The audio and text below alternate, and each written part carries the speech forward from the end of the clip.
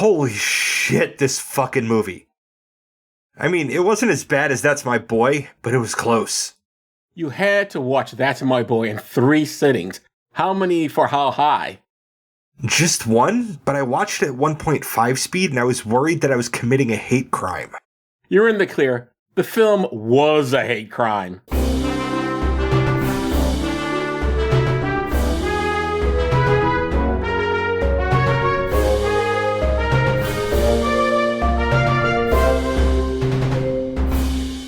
Oh, does this still work? The podcast looks at old movies and asks, does this still work? I'm Joe Dixon. And I'm George Romacka.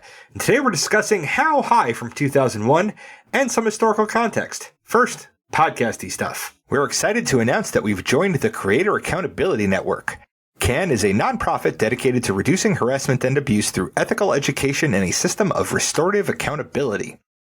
We joined because we care about the safety and well-being of our community members. If you feel our behavior or content has harmed someone, please report it to CAN, either via the reporting form on their website, creatoraccountabilitynetwork.org, or via their hotline at 617-249-4255. They'll help us make it right and avoid repeating that mistake in the future. CAN also needs volunteers from our communities to help with their work, so if you have skills you think would be helpful, or time and a desire to help, please visit their website to find out how you can volunteer. Most importantly, get the word out to other creators who you think would be interested in getting credentialed. Help us build safer communities together. Speaking of CAN, things that they also need are dollars. So, Joe and I will be partaking in the second annual CAN fundraising event. We will be doing a virtual staged reading of the play Monster, or #MeTooBrute, by Marshall Logan Gibbs. We certainly will. It should be fun times. Indeed. So tune in. That'll be January 8th. More details to come at some point. Indeed. You can reach us at dtswpod@gmail.com, on Facebook, Letterboxd, and on our YouTube channel. Joe is on Blue Sky at joedixon.bsky.social. Please tell your friends about us, even the ones who will fertilize their pot with the ashes of their dead homie, and leave 5-star ratings everywhere. You can pick what we watch and get extra per episode content by funding us on Patreon for as little as $1 a month at patreon.com/dtswpod. Now, George, take us back to 2001. Okay. And this is the way it was. Two handily identifiable themes in this flick are marijuana and Harvard, the latter being the theme of the patron's choice that this was slated from. Yep. Like this, the patrons, you voted for this piece of shit. Don't give away what we feel. So let's look at what was going on with those two things in 2001. Joe, give us this first headline from the Boston Globe of Boston, Massachusetts. Canada permit medical use of marijuana. This might seem like an ancient headline, given that Canada legalized weed in 2018, but every journey starts with a single step. That step was to grant terminally ill patients with a physician certification that they have less than a year to live a license to blaze. Non-terminal but chronically pained patients could also get a license, but they needed certifications from 2 separate physicians. The weed would come from a government-authorized hydroponic laboratory in an old copper mine in the fantastically named Flin Flon, Manitoba, operated by Prairie Plant Systems, a private company that won a $3.5 million contract to become Canada's first official marijuana supplier. Prairie Plant Systems. Sounds like a made-up name. Well, I guess all names are made up, actually. Yeah, pretty much, especially company names.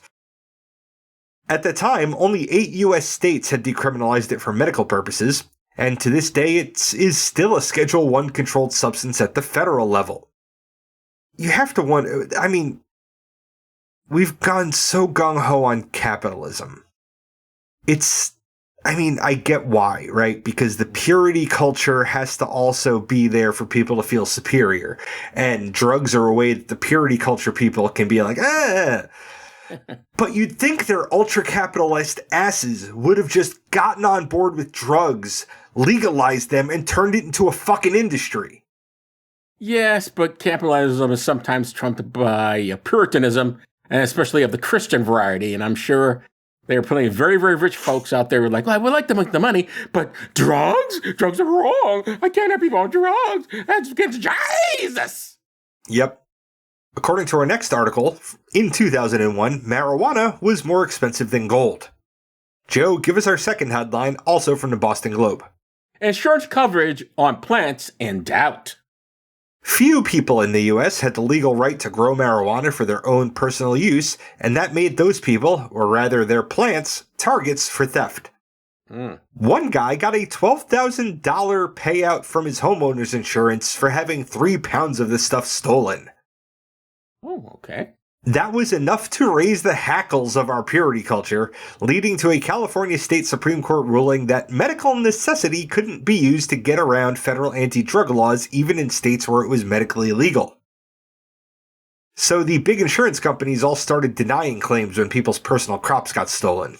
And again, you'd think that with such a goddamn hard-on for capital that we'd have legalized and cornered the markets on every mind-altering substance around by now, even if we hadn't yet in 2001. Of course, saturating a market is how you get inflation, which brings us to our final story about Harvard from the Boston Sunday Globe, also of Boston, Massachusetts. Joe, give us the headline. At Harvard, it's honors all around. This is a story about how wars lead to grade inflation. 695 Harvard students and faculty died in World War II. Well, being in college and maintaining a high GPA is a way to avoid the draft, so when the Vietnam War came around, not only were students more driven to get those high marks, but faculty were also less willing to give a mark that could result in a student being sent off to war. Yeah, you want to fail someone so they can go off and die. Seems a bit extreme. Yeah. Joe, can you guess how many Harvard students died in Vietnam? 20. 19. Oh, I was close. You were close. This is one of the reasons that Vietnam was seen as a class-based war. This set off grade inflation, the end result being that more students graduated with honors than without. So instead of honors being an achievement, the lack of honors became a kind of failure. According to one faculty member, it really started in 1969 when 120 black students were admitted all at once. Oh, dear. The rest of the faculty think that guy's just a racist. It sounds like it. Yeah, it does, because he is.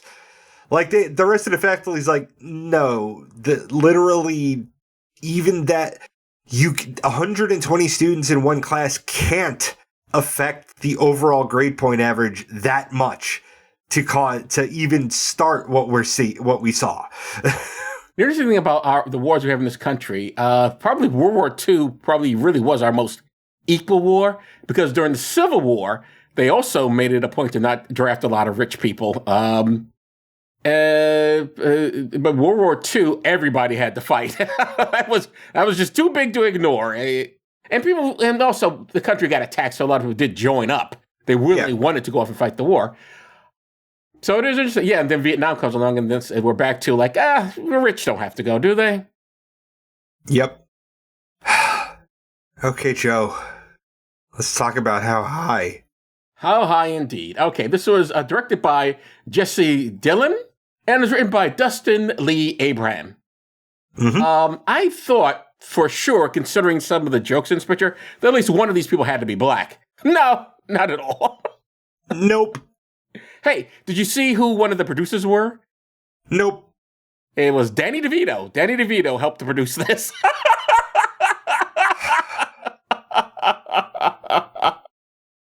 There had to be a black name in there somewhere, but I don't know who it was.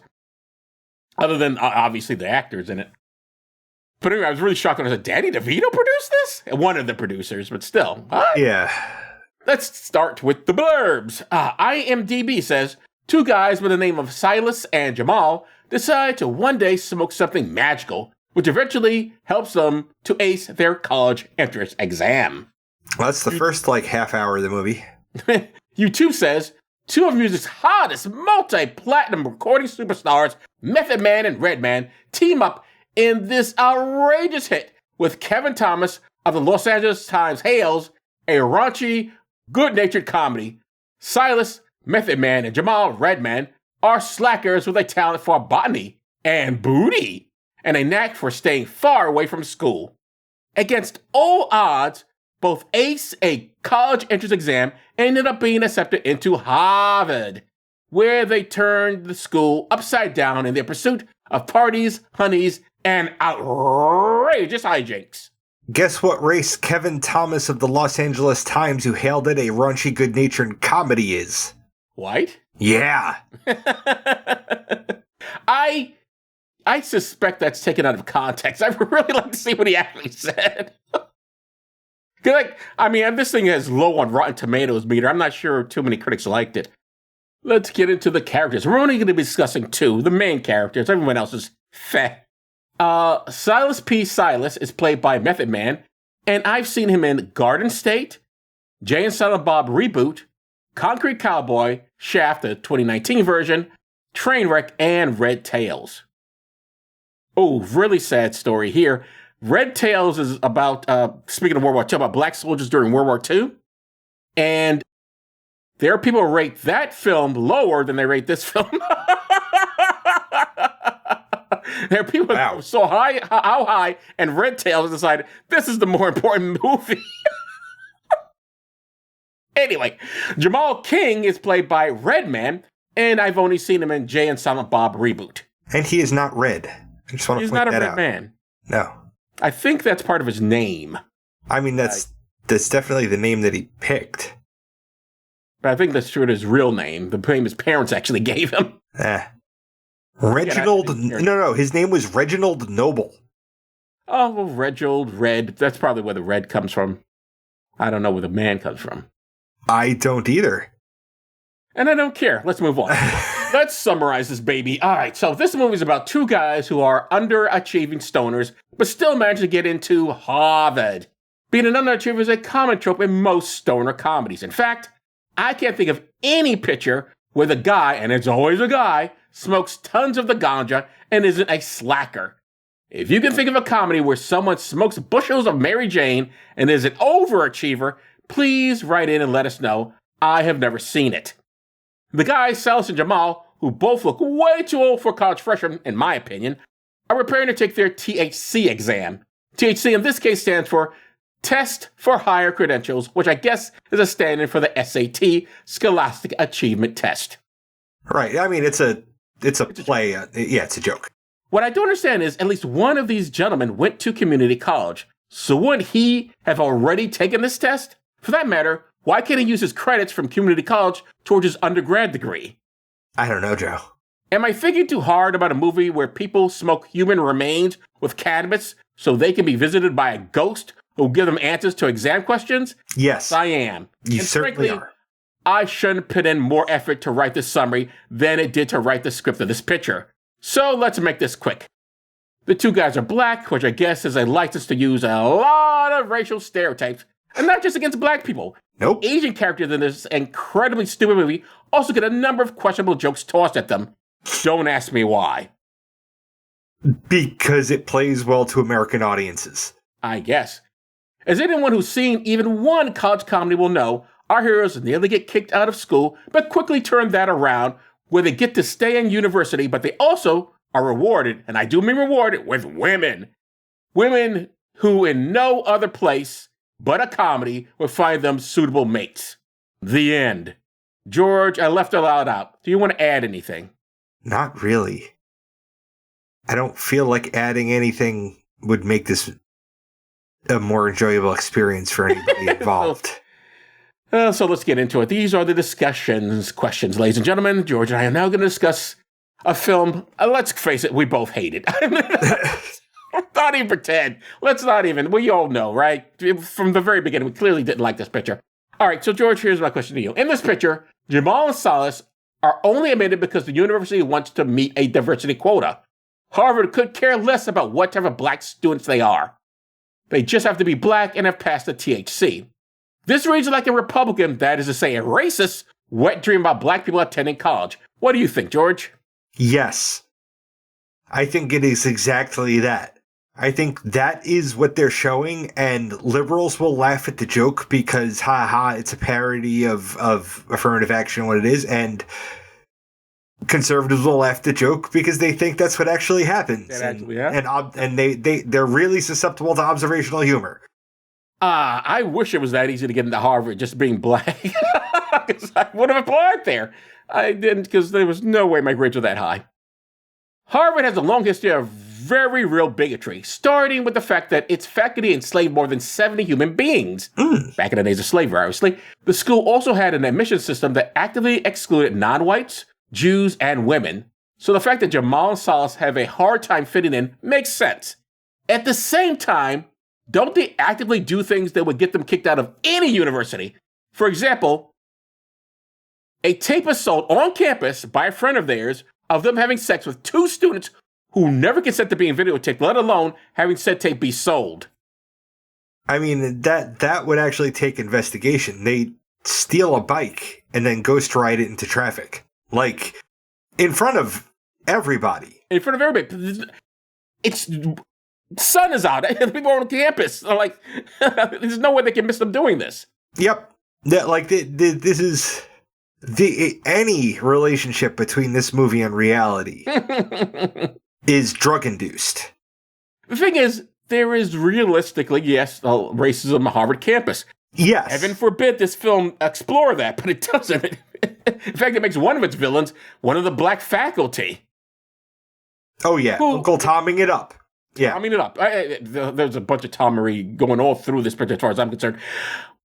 In real life, which, of course, we both agree this film does not reflect, at least normally, a professor, or he's not even a professor, he's just an administrator of that height, would go to these guys and go like, listen, you're representing us. There's not that many black people on campus. Maybe hold it together a bit. Keep it together from here. They walk into classes just insulting the professors. They're smoking on campus. They're smoking in dorms they're not supposed to. They're doing everything to get themselves thrown out, which... I know this is also an Animal House where they also got into trouble and they got kicked out. But you're black. You can't get away with white people shit. I hate to tell people out there this, but there are some rules out there that if you are a black person and pull that shit, you're going to have a harder time than if a white dude pulls it. I don't know if people understand this. I mean, the shorthand for that is privilege. Indeed. And I can already hear the defense of this film. I'm sure someone out there is saying, hey, it's just a stupid comedy. But doesn't it reinforce racial stereotypes rather than subvert them? Yes, by being a stupid comedy that plays on racial stereotypes for laughs. Like, you can't do that without perpetuating them. And it's one thing, I don't think it's cool even to be making fun of black people in this thing. Whether the film realizes or not, that's exactly what it's doing. But they're even bringing in other groups. The Asian representation on here is extremely offensive. I don't care at one point the Asian guy beats up by doing karate, of course, because we know, they all know karate. Yep, they all do. Beating up the pimps who come to campus looking for their hoes. I'm not getting into that, folks. I'm just saying that's what happens today. Why that happens, I don't care. It's a terrible film. It was a stupid thing. Anyway, but it's like, just all the minority, I guess, frankly, everyone's a caricature pretty much in the entire picture. There's no real human beings in the entire film. Okay, anyway. What do you think of the female characters of the movie talking about caricatures? They were pretty. They were definitely pretty. Other than that, they were written to be toys for the men. 100%. They're not even manic pixie dream girls. They don't even rise to that trope. They don't have enough of personality to be that. They are sex toys.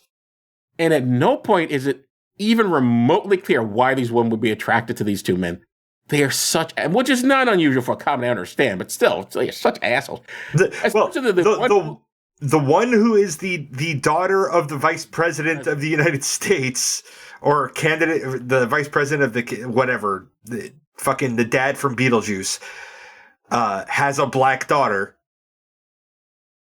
She is into whichever of these assholes she's into because he's a rebel or whatever. But he's kind of not the right kind of rebel, but she's actively... No, that's the other one's dating the rowboat guy. No, but nobody in this film should be attracted or dating anybody that's in this film. Everybody that ends up with a partner in this film doesn't deserve a partner. Not at all. And everybody that starts with a partner in this film doesn't deserve a partner. No, not at all. I mean, I thought, if you remember when I text you about this picture, I was predicting as, I was, 17 minutes or whatever it is in, about 10 minutes. Oh, we have the ability to do this. We can just, all right. 19 minutes and, this is Joe, 19 minutes and 55 seconds in. And this movie is a hate crime. Don't tell me, but I'm guessing that they have to prove themselves to university after being caught or losing their weed. They do prove themselves. I'm guessing they even win a rowing competition.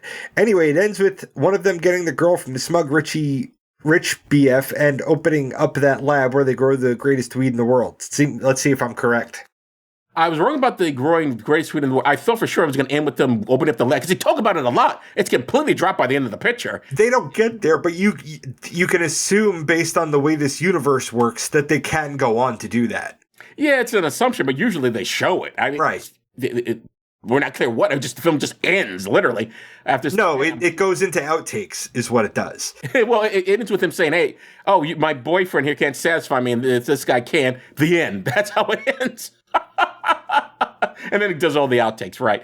The boyfriend, I thought... I can't knock it for ending on outtakes. We do that too. The boyfriend, a-hole, you knew was going to lose the girl. There's no question about that. Still not certain why she'll be attracted to Method Man, but we get it that he was definitely going to be dropped. I just thought he'd be showing up more, and he really isn't. Nothing really bad particularly happens to him. Nope. Also, there's one scene, I know this movie makes no sense anyway, but where Redman is doing it, because they're in the rowing competition, and that's where I thought it was going to end up with him winning and show what a great guy is, but that doesn't really happen. But they are, at one point we do see a rowing thing. And they win because one of them hallucinates his mother, and everybody else can see his hallucination. That's what I was going to mention. That's another thing. He can see it because of the weed he smokes. Why is everyone else seeing it? There's no Joe, because assholes and idiots wrote this movie. That's why. Okay. I'm okay with farce and fantasy, but it has to be internally consistent. And the whole thing, and there's a thing with the pimp who, he has to put chalk and powder on his hands before he slaps someone. Hilarious. I'm surprised they didn't, because near the end with the two girls who have the videotape out there that the guys sell, they never seem to be bothered by. Somehow they get involved with the pimps, and we see him pit his hand over, but we never actually see them slapped. We just see the chalk on their face. So I guess we think it's funny because the girls like it or something. I don't know. All right. Anyway. Oh no, that's to show how subservient white women are to black men, Joe. I guess so. Because every white woman is secretly longing for that black schlong. That's what that's showing right there. It's playing that stereotype up. The scene where they dig up President John Quincy Adams and try to smoke his corpse is considered the most shocking scene in the movie. But was it funny? Did you find anything in this flick funny? I didn't find that funny. I didn't find anything funny. No and no. Yeah, just no. This was. You really would have to be high to enjoy how high. And I don't truly high. And I don't anymore. For me, this movie has elements of both Back to School and Friday, only not nearly as good as either one of those pictures. What do you think? Back to School is with Rodney Dangerfield, and Fridays is the one with Ice Cube and Chris Tucker. Actually, I remembered that. I remembered who was in those. Okay. But I don't even really remember what they were about. Like, there is a joke in Back to School where the dean's name is Dean Martin, and in this picture, the dean is named Dean Cain. Oh, yeah. Which is obviously these are Dean actor, and Dean Martin was an actor, so I think they completely ripped that joke off. And of course, we've seen a lot of the jokes are very Friday-ish, including we see an ad at one point in the picture that is clearly ripped off from the ads we see in Fridays. Not Fridays. Fridays was a TV show that tried to be the new Saturday Night Live and failed. Anyway, that's it. I mean, what else can we discuss about this film? We already know the answer, but we got to do it anyway. George, does this film still? Fuck no! Holy shit! Thanks, patrons. You found one. Thanks, patrons, indeed. Oh, and you remember I mentioned that I know someone in this picture? Yeah. Actually, we weren't friends or anything, but I knew him because I did stand-up. And I was shocked to see Judah Freelander there, and he's a very funny guy. His scene could have been completely cut out. He's the guy on the bike, if you remember near the beginning, where he gets hassled by the security guy who later will steal the plant and all this stuff. He's like, he has really, I don't even know why that scene is concluded. It doesn't play any factor in the rest of the movie. It could have been completely cut out and would have the same ending. It made no sense. But I said, wow, I know someone. Hey, got your buddy. Bound to happen sooner or later. I mean, that could have been what got him his SAG card. Indeed, yeah. I wouldn't have turned it down. Yeah. Because I wouldn't have read the script. You want to be in a picture? Okay, just don't let me see oh my God, I can't do this. Anyway. Which is how we ended up doing the volunteering for the Can fundraiser. Indeed. Anyway, so you said it doesn't work. I obviously think it doesn't work. Yeah. It's a terrible picture. It was, the ratings for it or the critics' feedback on it was not very good, but it did make money, and there is a sequel that we will never watch to it. Anyway, George, what's up next? Next week, we'll be talking about No Country for Old Men from 2007. A very different movie, yeah. Although still drugs are involved. Still drugs are, yes, but not everybody involved in it is on them, nor are they smoking each other. In fact, I don't think anybody actually uses drugs in the movie. They just sell it or steal it. I think you're correct. Other than that, they were completely sober. Okay, so I guess that's it for this episode. I'm Joe Dixon. Thanks for listening. And I'm George Romaka. Thanks for listening indeed, because if a podcast drops and there's nobody around to hear it, it's just another collection of ones and zeros that doesn't matter. You've been listening to Does This Still Work? Produced by Joe Dixon and George Romaka. This content is CAN credentialed, which means you can report instances of harassment, abuse, or other harm on their hotline at 617-249-4255 or on their website at creatoraccountabilitynetwork.org. The hosts can be reached via social media, email, or the contact page at dtswpod.com. Be good to yourself and others, because that still works.